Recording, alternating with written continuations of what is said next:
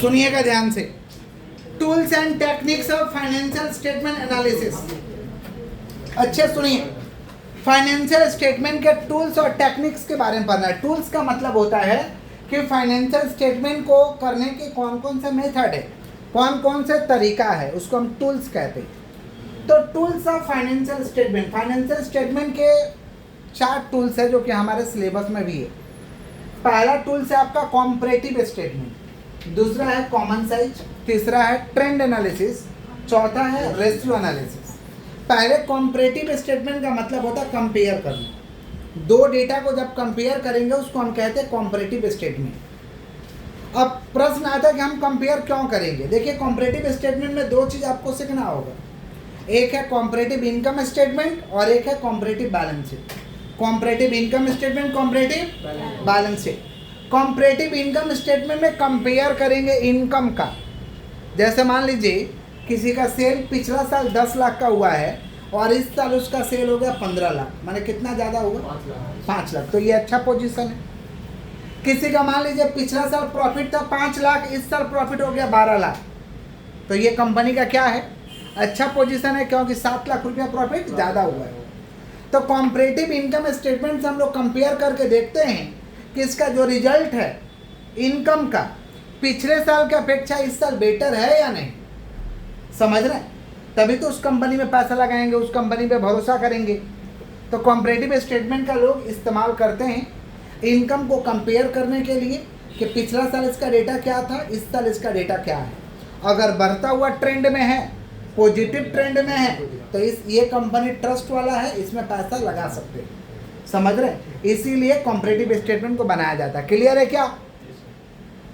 तो comparative statement में 2 चीज पढ़ना है, इनकम स्टेटमेंट और बैलेंस शीट। इनकम स्टेटमेंट और इनकम स्टेटमेंट में इनकम का कंपेयर करेंगे और बैलेंस शीट में एसेट और लायबिलिटी का कंपेयर करेंगे कि पिछला साल इसके पास एसेट कितना का था और इस साल एसेट कितना का है, पिछला साल लायबिलिटी कितना का था, इस साल लायबिलिटी कितना का है, इसका कंपैरिजन करेंगे। इसीलिए हम लोग क्या बनाते हैं, comparative statement. Comparative statement horizontal form में बनता है। हॉरिजॉन्टल मतलब सीधा सीधा, हिसाब जो होगा ना रो वाइज होगा, सीधा सीधा। ये बनता है कौन सा फॉर्म में, हॉरिजॉन्टल फॉर्म। इसमें 2 चीज होता है, एब्सोल्यूट चेंज और परसेंटेज चेंज। एब्सोल्यूट चेंज और परसेंटेज चेंज। एब्सोल्यूट चेंज माने चेंज कितना हुआ। जैसे मान लीजिए करेंट ईयर का सेल है 15 लाख और पिछला साल का सेल था 8 लाख, तो कितना चेंज हुआ भाई, 15 लाख माइनस 8 लाख, कितना चेंज हुआ, 7 लाख। इसको कहते हैं एब्सोल्यूट चेंज। इसको क्या कहते हैं, ये जो एब्सोल्यूट चेंज हुआ उसका परसेंटेज में क्या हिसाब है, जो एब्सोल्यूट चेंज हुआ उसका परसेंटेज में क्या हिसाब है। तो कॉम्परेटिव स्टेटमेंट बनता है हॉरिजॉन्टल फॉर्म में। इसमें 2 चीज आता है, एब्सोल्यूट चेंज और percentage change. Common size vertical form में बनेगा। वर्टिकल माने सीधा सीधा ऐसे, हॉरिजॉन्टल फॉर्म में ऐसे ऐसे बनेगा और वर्टिकल माने सीधा सीधा बनेगा। तो कॉमन साइज वर्टिकल फॉर्म में बनता है और इसमें सेल हमेशा 100% होता है। सेल को हम रेवेन्यू फ्रॉम ऑपरेशन भी कहते हैं। सेल का दूसरा नाम है रेवेन्यू फ्रॉम ऑपरेशन। सेल का दूसरा नाम क्या है भाई, रेवेन्यू फ्रॉम ऑपरेशन। ठीक है, सेल हमेशा 100% होता है। कहाँ पे, कॉमन साइज इनकम स्टेटमेंट में। कॉमन साइज में भी 2 तरीके का स्टेटमेंट पढ़ना है, एक है कॉमन साइज इनकम स्टेटमेंट, एक है कॉमन साइज बैलेंस शीट। तो कॉमन साइज इनकम स्टेटमेंट में सेल हमेशा क्या रहेगा, 100%। और कॉमन साइज बैलेंस शीट में total asset and total liability हमेशा कितना परसेंट होगा, 100%। क्लियर? तो कॉम्परेटिव बनेगा हॉरिजॉन्टल फॉर्म में, कॉमन साइज बनेगा वर्टिकल फॉर्म में। कॉमन साइज इनकम स्टेटमेंट में सेल्स हमेशा 100% होता है और कॉमन साइज बैलेंस शीट में total asset and total liability हमेशा 100% होता है। ट्रेंड एनालिसिस हमारे सिलेबस में नहीं है। रेशियो एनालिसिस हमारे सिलेबस में है। रेशियो बोल के एक चैप्टर आएगा, वो जब पढ़ेंगे तो डेप्थ में समझेंगे कि आखिरकार रेशियो क्या होगा। क्लियर? अभी हम लोग कर रहे हैं कॉम्परेटिव इनकम स्टेटमेंट। अभी हम लोग क्या कर रहे हैं भाई, कॉम्परेटिव इनकम स्टेटमेंट। उसका ऊपर एक क्वेश्चन आपको दिए हुए हैं। आगे ही हम आते आते कहें कि कॉम्परेटिव स्टेटमेंट कितना तरीका से, कॉम्परेटिव स्टेटमेंट में क्या क्या पढ़ना होगा भाई। कॉम्परेटिव स्टेटमेंट में 2 चीज पढ़ना होगा, एक है इनकम स्टेटमेंट। इनकम स्टेटमेंट यानी इनकम का कंपेयर करेंगे, आमदनी का कंपेयर करेंगे, और दूसरा है हम लोग का बैलेंस शीट। बैलेंस शीट माने एसेट और लायबिलिटी का कंपेयर करेंगे। बैलेंस शीट माने एसेट और लायबिलिटी का कंपेयर करेंगे। आज के क्लास में हम लोग कर रहे हैं comparative income statement. Comparative income statement, यहाँ पे आपको फॉर्मेट हम दिखा रहे हैं। देखिए आप लोग फॉर्मेट में इसका 4 अमाउंट का कॉलम होगा, इसका 4 अमाउंट का आपका कॉलम होगा। ये देख रहे हैं, सबसे पहले हम लोग करेंट ईयर लिखते हैं। करेंट ईयर है आपका 24-25। फिर आपका प्रीवियस ईयर लिखते हैं, प्रीवियस ईयर माने पिछला साल। फिर हम लोग निकालते हैं एब्सोल्यूट चेंज, एब्सोल्यूट चेंज, और फिर हम लोग का आता है परसेंटेज चेंज। ये आपका फॉर्मेट है। किसका फॉर्मेट है जी? Comparative income statement. हम लोग बना क्या रहे हैं? Comparative income statement, comparative income statement. ये आपका फॉर्मेट है जो कि फॉर्मेट बोर्ड में आपको दिखाए हैं। फॉर्मेट कैसे होगा? पर्टिकुलर, पहला current year, previous year. Current year, current year माने क्या? जो आपको ईयर दिया रहेगा वो करेंट ईयर है। जो करेंट वाला, जैसे यहाँ देखिए 24-25, 23-24, तो ज़्यादा वाला ईयर कौन सा है? 24-25। लेटेस्ट कौन सा है? 24-25। तो ये है करेंट ईयर, ये है प्रीवियस ईयर। तो करेंट ईयर, प्रीवियस ईयर। यहाँ पे एब्सोल्यूट चेंज, एब्सोल्यूट चेंज कैसे आता है? Current year minus previous year. Absolute change निकालने का तरीका होता है current year minus previous year. ये अंदर नहीं आना चाहिए, फॉर्मेट में ही होगा, ब्रैकेट में। Current year minus previous year, current year minus माने इस साल में से इस साल का बैलेंस घटा देंगे तो आ जाएगा आपका एब्सोल्यूट चेंज। क्या निकल जाएगा? Absolute change. परसेंटेज चेंज कैसे निकलेगा? जब सम करेंगे तब दिखाएंगे। तो अब फॉर्मेट बनाएंगे कैसे, सुनिए ध्यान से। सबसे पहले कॉम्परेटिव इनकम स्टेटमेंट में ऊपर में लिखते हैं revenue from operation. Revenue from operation का मतलब होता है सेल्स। रेवेन्यू फ्रॉम ऑपरेशन का मतलब क्या होता है? सेल्स और अदर इनकम। सबसे ऊपर में यही लिखते हैं दो चीज, revenue from operation, other income. Revenue from operation, other income, यही दो चीज लिखते हैं सबसे ऊपर में। बैलेंस कर देते हैं, हमारा निकल के आता है टोटल ए, टोटल ए। और नीचे जितना खर्चा है सारा लिखते हैं। नीचे खर्चा में आता है आपका कॉस्ट ऑफ गुड्स सोल्ड, जिसको प्यार से कहते हैं COGS। Cost of goods sold का दूसरा नाम है material consumed. Cost of goods sold का दूसरा नाम क्या है? Material consumed. COGS लिखते हैं। फिर आपको लिखते हैं employ benefit cost, employ benefit cost. Employ benefit cost का मतलब होता है salary and wages. Employ benefit cost का मतलब क्या होता है? Salary and wages. वर्कर का महीना आमदनी, वर्कर का वेजेज, सैलरी को हम कहते हैं employ benefit cost. Employ benefit cost में क्या आएगा? Salary and wages. ब्रैकेट में लिख दे रहे हैं, ये याद करने वाला चीज है, यहाँ लिखने वाला चीज नहीं है। आपको याद होना चाहिए कि एम्प्लॉय बेनिफिट कॉस्ट में क्या आता है? Salary and wages. मतलब ये एम्प्लॉय बेनिफिट कॉस्ट में क्या आता है? Salary and wages. उसके बाद आता है डेप्रिसिएशन, डेप्रिसिएशन एंड अमोर्टाइजेशन। सुन लीजिएगा, टेंजिबल फिक्स एसेट पे करिएगा तो उसको डेप्रिसिएशन कहते हैं। टेंजिबल फिक्स एसेट पे कोई आप चार्ज करिएगा तो उसको कहते हैं डेप्रिसिएशन। टेंजिबल फिक्स एसेट का मतलब क्या होता है? लैंड, बिल्डिंग, प्लांट, फर्नीचर, जो फिजिकली टचेबल हो, जिसको छू सकते हैं, जिसको हम यूज कर सकते हैं, इसको हम कहते हैं tangible fixed asset. Tangible fixed asset पे अगर कोई चार्ज आप करते हैं उसको हम कहते हैं डेप्रिसिएशन। और इनटेंजिबल पे आप चार्ज करिएगा उसको कहते हैं अमोर्टाइजेशन। उसको क्या कहते हैं भाई? अमोर्टाइजेशन। जैसे इनटेंजिबल एसेट का मतलब वो goodwill, trademark, copyright, patent right. Goodwill, trademark, copyright, उसको हम कहते हैं अमोर्टाइजेशन। उसको क्या कहते हैं? तो डेप्रिसिएशन किसको कहेंगे भाई? जब फिक्स एसेट पे चार्ज होगा। अमोर्टाइजेशन किसको कहेंगे?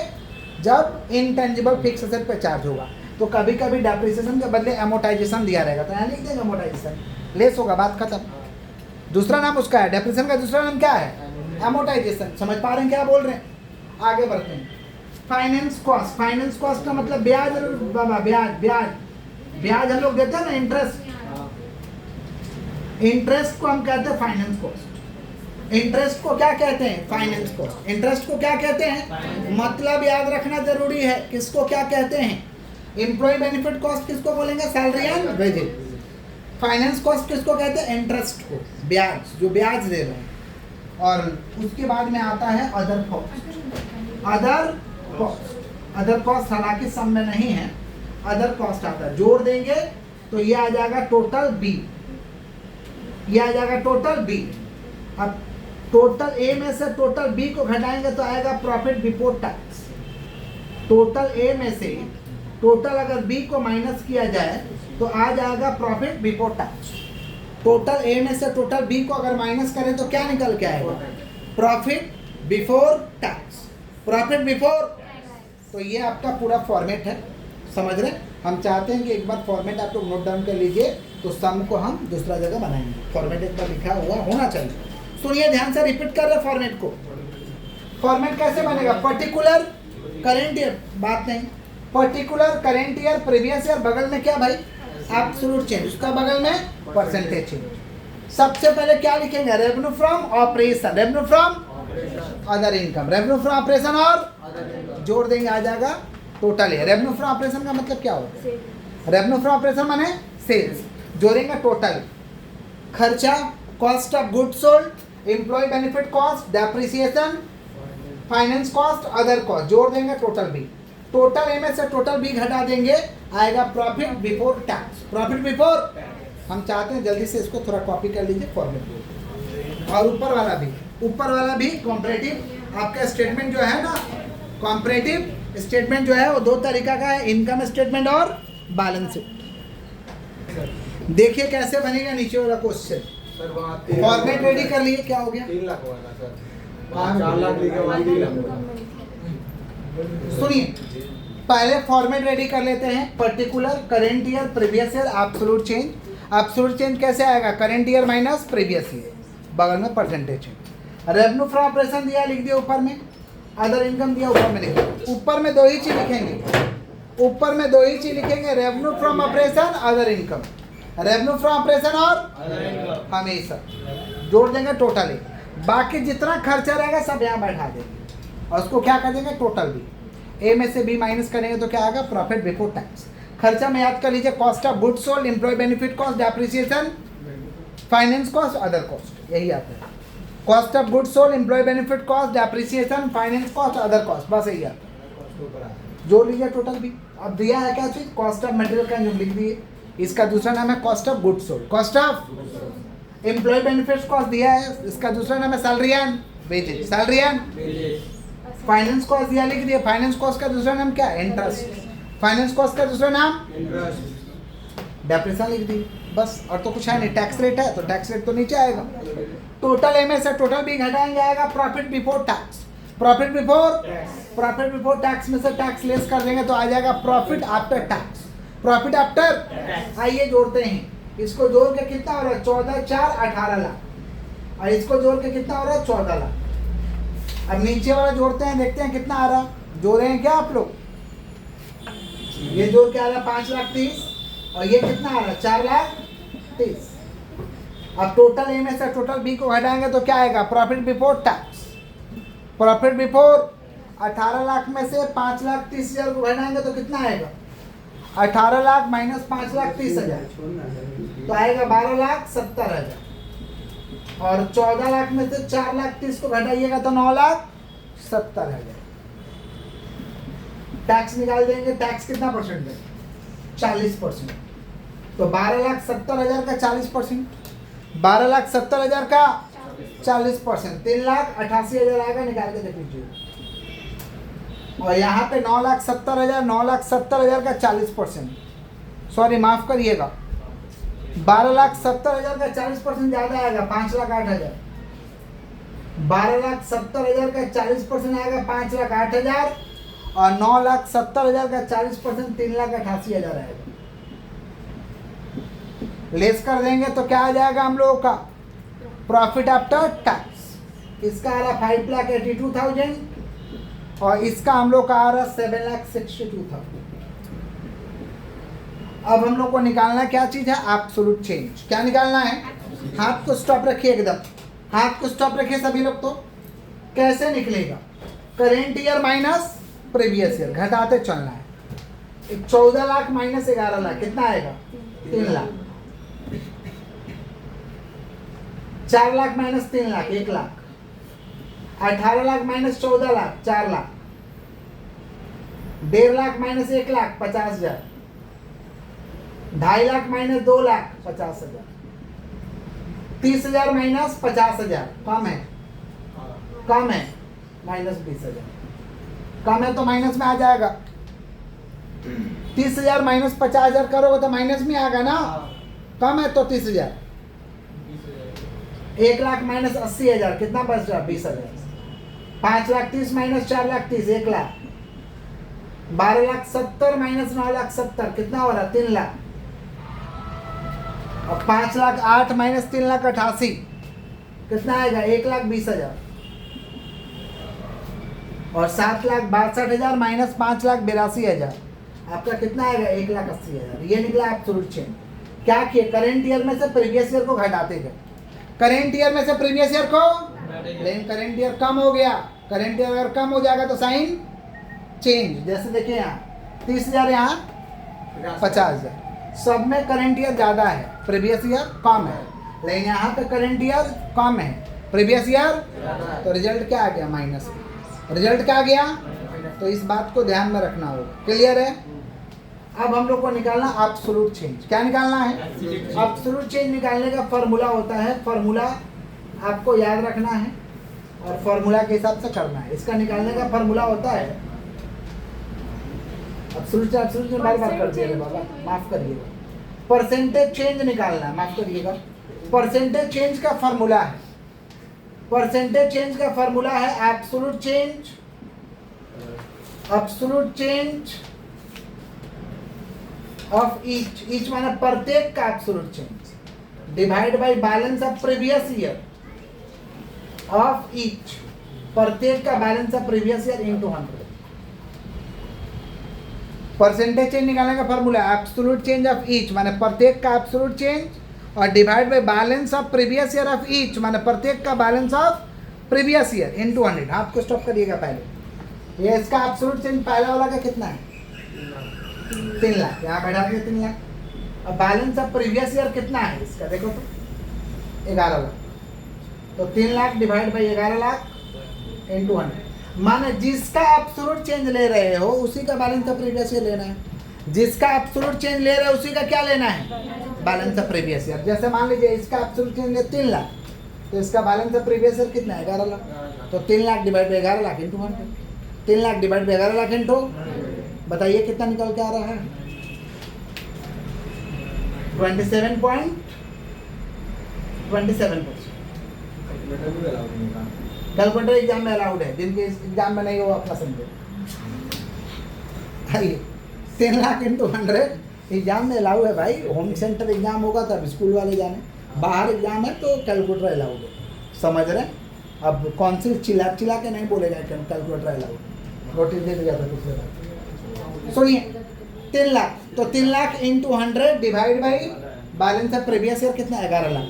तो 3,00,000 इंटू 100 डिवाइड बाई 11,00,000 कितना हो रहा है? 27.27%। अब इसका निकालना है तो 1,00,000 इंटू 100, 1,00,000 इंटू डिवाइड बाई इसका प्रीवियस ईयर कितना है? 3,00,000। तो 1,00,000 इंटू 100 डिवाइड बाई 3,00,000 आएगा 33.33।